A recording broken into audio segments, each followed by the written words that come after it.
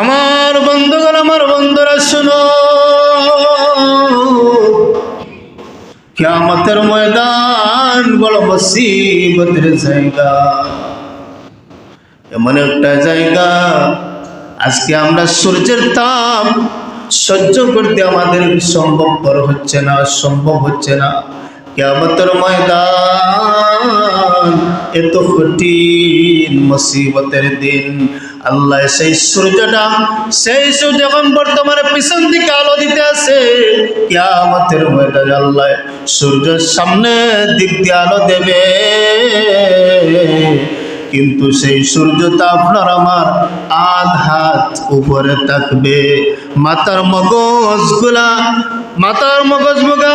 গলে গলে গলে গলে পা পর্যন্ত পড়বে, কিন্তু সহ্য করা সম্ভবত না।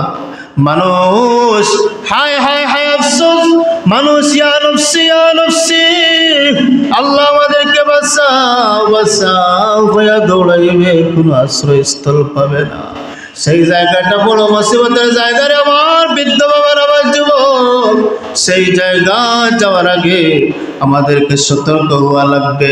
আমরা যৌবন কালটা কোন কাজে ব্যয় করেছি, নেক কাজে ব্যয় করেছি না খারাপ কাজে ব্যয় করেছি, সেই হিসাব কাল কিয়ামতের ময়দানে আল্লাহর দরবারে আপনারে আমাদের দেওয়া লাগবে না লাগবে না?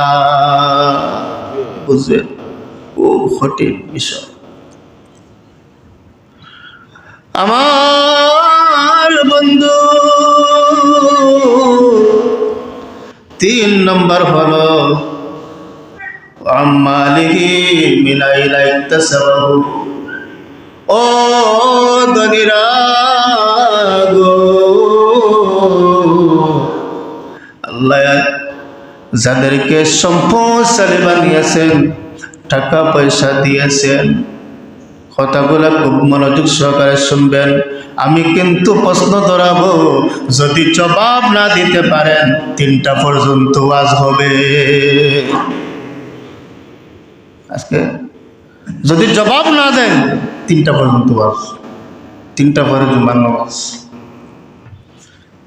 সব প্রশ্নগুলো জবাব দেওয়া লাগবে, শুনিয়া রাখবা। ওয়াজ করা সহজ বিষয় নয়, খুব কঠিন বিষয়, খুব কঠিন বিষয়। বলে হুজুর কঠিন বিষয় কিভাবে? বলে খুব কঠিন।